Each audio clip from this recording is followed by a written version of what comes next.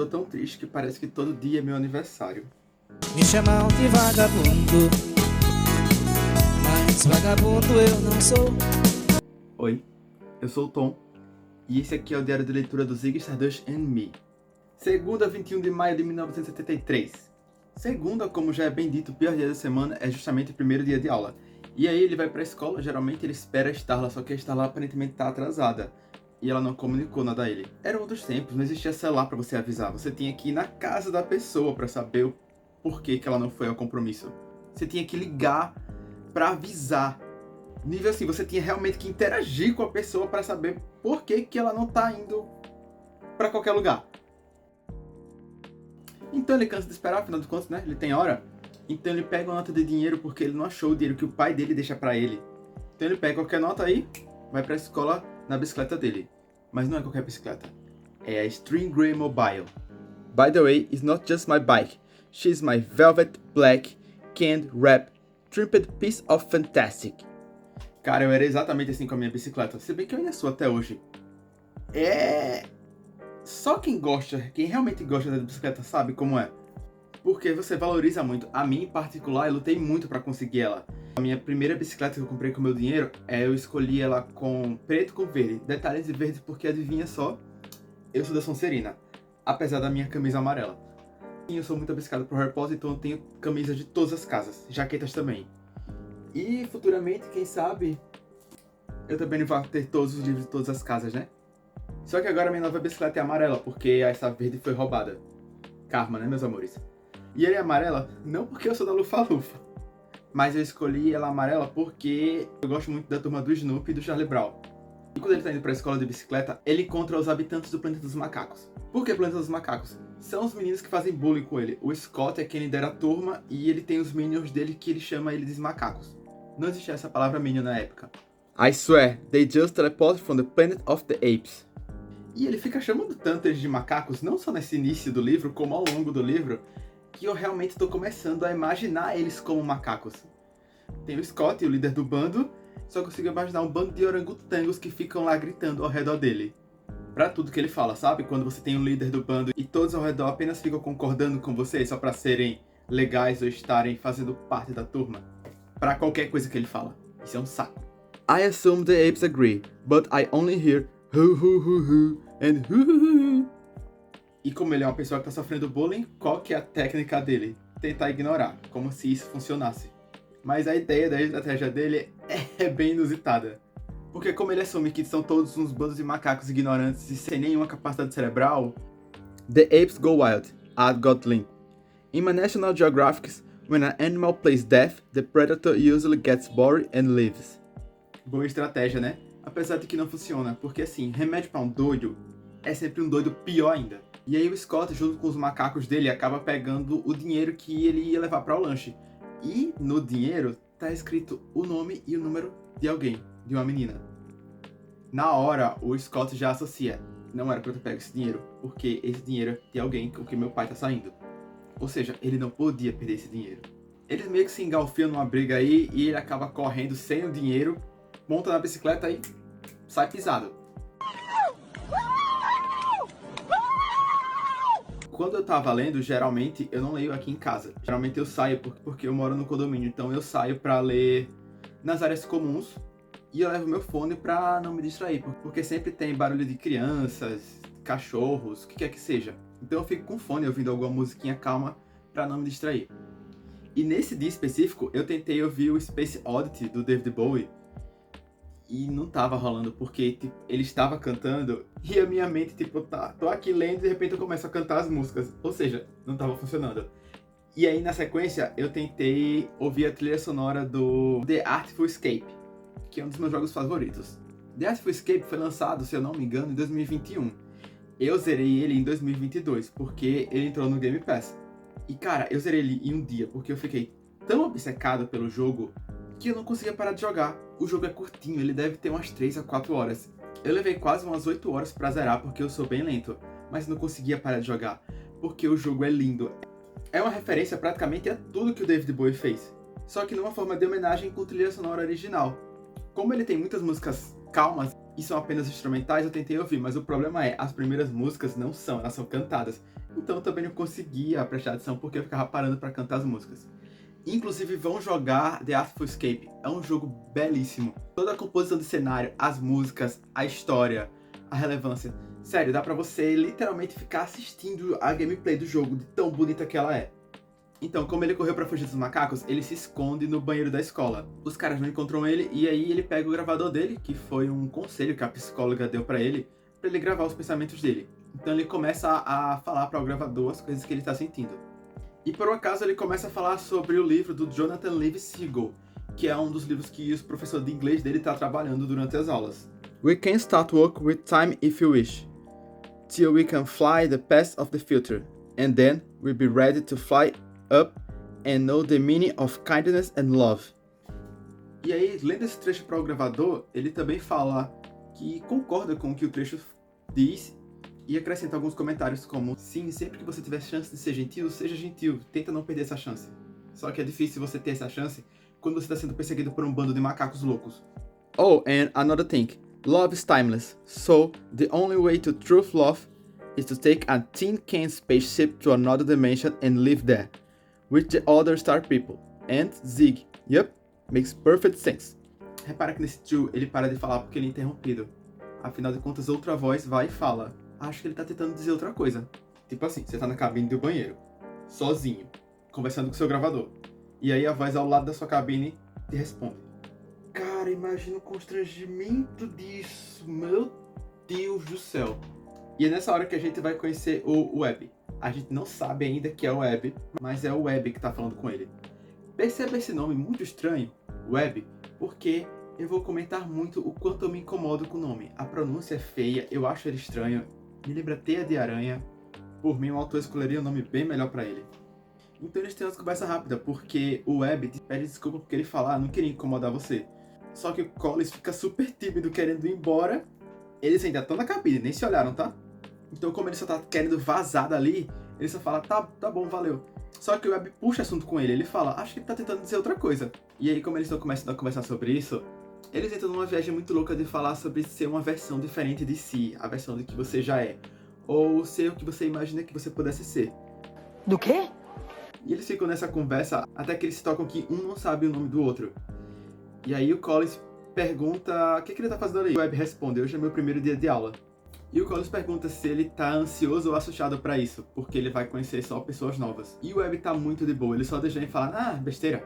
Então quando eles resolvem finalmente sair do banheiro, o Collins tipo, já tá super tímido, porque ele viu que ficou conversando um tempinho com a porta de um banheiro.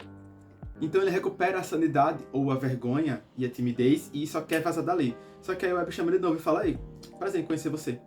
E eles riem, afinal de contas, eles estão no banheiro. Não é muito comum você fazer amizade no banheiro, se é que você me entende. E eles vão pra aula, finalmente. E, nas palavras do Collins, The Entrance of Hades Gates.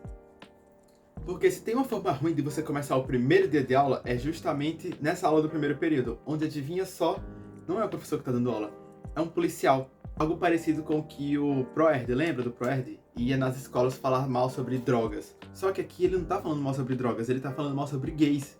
E não merece, ninguém merece ser discriminado, gente. Porque, caso vocês não saibam, em 73 era crime ser gay. E nas palavras do policial, public restaurants can often be a hangout for the homosexual. Be careful who looks in the shadow. One never knows when the homosexual is about. He may appear normal and it may be too late to realize his mental wills. Boys, beware. Quer dizer, se você for encontrar alguém, é basicamente como se você estivesse entrando na Montanha das Perdições indo direto para os portões de Mordor. E um dos macacos que fazem bullying com o Collins levanta a mão e pergunta: você pode ser preso se for homossexual? E o policial fala com toda certeza que você vai ser. Então o próprio aluno já menciona: como o tio do Collins? Sim, o tio do Collins está preso por ser homossexual. Isso é mais uma das formas que eles usam para atingir o Collins. E o Collins pensa numa forma bem diferente de descrever sobre a prisão do tio dele. She was so humiliated, she took 2 razor blades to the wrist a week later, and these combined incidents threw my uncle, who cannot be named, over the cuckoo's nest. all because a single touch. Pelo visto, o tio dele foi preso por simplesmente tocar no homem. E isso foi interpretado como crime. E além dele chamar o tio dele igual ele chama o Voldemort, que não existia nessa época, ele também usa o termo over the cuckoo's nest. Que eu fui pesquisar sobre esse termo porque eu não entendi. E aí, não tenho certeza, mas eu acho que ele é uma referência ao livro do Estranho no Ninho. Por que o livro do Estranho no Ninho? Porque o filme O Estranho no Ninho foi lançado em 75. Lembra que o livro se passa em 73. Mas o filme do Estranho no Ninho se baseia num livro de mesmo nome, que foi lançado em 62. Se eu não me engano, é uma das leituras obrigatórias para os alunos do high school. Se eu tô certo sobre essa referência, não faço a menor ideia. Porque eu nem assisti o filme, nem li o livro. Talvez eu assista ao filme, mas o livro eu não sei quando, porque apesar de estar no Brasil, você sabe, ler livro demanda muito mais trabalho.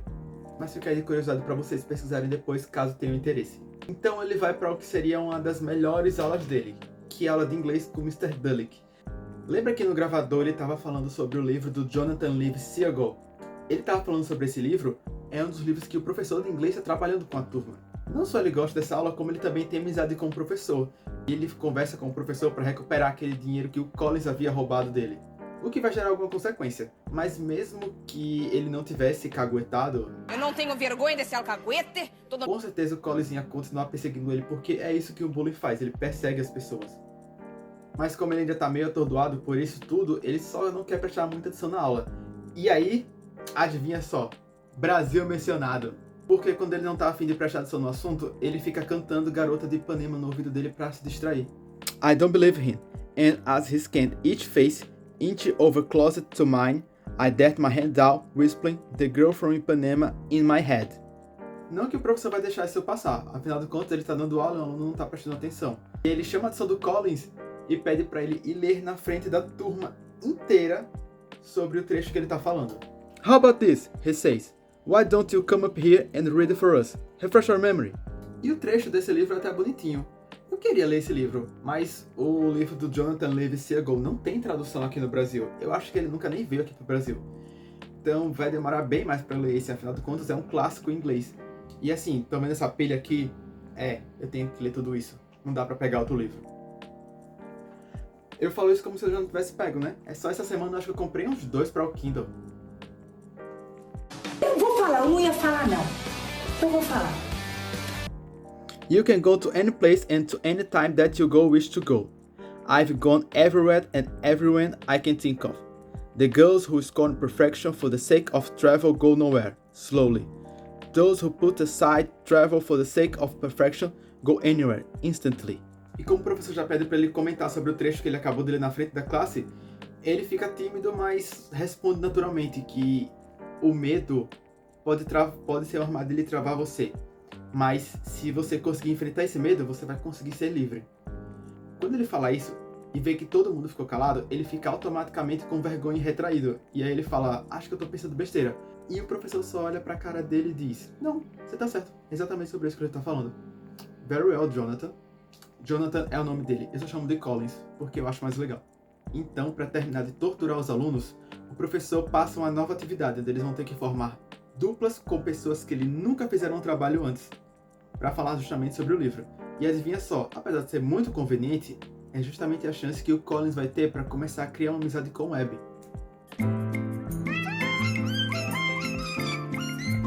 E aí, ele vai para casa na Stringway Mobile, e assim, esse vai ser o primeiro contato que a gente vai ter com o pai do Abby. Tá, tô no capítulo 6, esqueci de falar isso. Esse é o primeiro contato que a gente tem com o pai dele. Eu não vou dizer que é um contato ruim, mas é curioso. Porque o pai dele parece ser legal, mas ao mesmo tempo parece estar fora da realidade. Tanto que, quando ele chega, ele tem que preparar um drink para o pai, que já estava bebendo. O lance é que o Collins parece não se importar muito disso. Ele só desdenha e pensa, tá, meu pai tá feliz. Anyway, he's happy. That's what matters. I close my door, grabs Alan Design off my desk and duck into my closet. Alan Design é também um dos grandes álbuns do David Bowie, se bem que é redundante falar isso, todos os álbuns dele são gigantescos. Ele pegou o disco do Alan Design, eu imagino que seja realmente o disco de vinil. Não tenho certeza disso. Mas eu imagino, pra época, né? 73. E aí a gente fica sabendo que o Collins tem um lugar secreto e seguro dentro da própria casa, que é o closet dele, onde aparentemente ninguém sabe desse closet, nem a família dele, nem a Starla. E antes de entrar nesse closet, ele olha pro retrato da mãe e conversa com o retrato da mãe. Eu imaginei uma cena meio retrato do Harry Potter, mas obviamente não é assim. Mom's portrait turns to me, smiles. Hey, Beetlebug. Hey, Mom. Good day today? She asks. Weird day today. What happened? Later. Now I got to disappear. Sure thing, sweet tea. É uma relação de amizade que rola na cabeça dele. Acho bem fofinho. Se a mãe dele... Eu acho que a mãe dele tá realmente morta. Porque se ela tivesse abandonado ele, eu acho que ele não teria uma relação tão estranha com o retrato da mãe. I turn on my record player, put the cushioned headphones and draw my life away to the greatest album in the history of ever, The Rise and Fall of Ziggy Stardust and the Spiders from Mars. Lembra que eu já mencionei sobre esse álbum pra vocês? Ele se trancou pra ouvir o álbum e seguiu a vida. O detalhe é que ele fala com o Ziggy quase como se ele fosse uma figura divina, o Ziggy Stardust. E aí chega no capítulo 7, onde não acontece realmente nada muito interessante. Apenas ele fala que horas depois, o pai dele chamou ele e ele foi falar com a Starla. A Starla, ela é muito investida em causas ativistas, como por exemplo o aborto. Ela já lutava a favor do aborto nessa época. Aí o Collins menciona pra ela que vai fazer dupla com o Webb. Ela pergunta quem é o Webb, e ele fala, é o novo garoto indígena da escola. E ela pergunta se ele esteve no Wounded Knee. Eu já tinha até deixado aqui os marcações rosas claros, são justamente coisas que eu preciso pesquisar para saber. The American Indian Movement seized the side back in February from 71 days, barricading themselves into bring attention to like generations of injustice they had to suffer tolls. The Nixon's cronies show up and try to force them out, surround the perimeter so no one else can get in. There was gunfire and fighting every night. I feel native peoples die. It was tragic. The whole country was watching. You never flip on the news?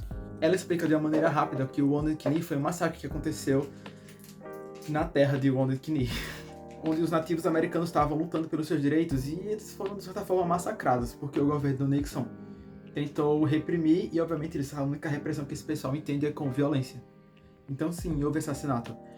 O Wounded Knee existe até hoje como uma reserva e inclusive ela é preservada e relembrada para essa história, até porque lembrar da história faz justamente com que as tragédias não se repitam. E a luta por direitos nunca acaba. Momento militância aqui. Por que a luta por direito nunca acaba? Pensa comigo, na época do nazismo, era crime matar judeus? Colocar em campos de concentração? Não. Então, para pensar. Nem a vida, que é um direito absoluto, ao menos na Constituição, ela é preservada desde que um novo governante supremacista chegue e resolva mudar tudo. Então assim, não falta leis querendo mudar casamentos, ditar como famílias têm que funcionar. Então assim, lembre-se, nenhum direito nunca é absoluto. A gente sempre tem que olhar para trás e ver a nossa história para não repetir os erros do passado e não deixar com que tiranos renasçam. E o capítulo termina com eles voltando a assistir Soul Train. Olha só, esse programa, pelo visto, como ele é um grande hit, além de ser um grande hit, ele é muito querido por eles dois. Pelo visto, eles gostam muito de assistir juntos. Tanto que ele ainda fala: I set up the TV tray just as Cher flashes on the screen singing The Long and Winding Road. Cara, essa era uma época dos auges que tinha a Sony e o Cher fazendo um puta casal. E depois tinha aqueles rolos de briga, separação, divórcio, volta, não volta. Enfim, Sony e Cher é toda uma história à parte que vale a pena pesquisar. Não que eu tenha feito isso, eu não vou dar tudo mastigado pra vocês, tá? Eu conheço muita coisa, tô dando minhas impressões. Pesquisem também, se esforcem, conheçam as histórias. As histórias da música são realmente muito boas. E aqui eu terminei dia 21, agora eu só volto pra comentar sobre o dia 22. Então deixa um like, comenta aí, se inscreve, pode me seguir em todas as redes sociais. Todas as minhas redes sociais são Tom Lustor. Se tem Tom Lustor 23, sou eu. Se não tem, é porque a rede social não existe.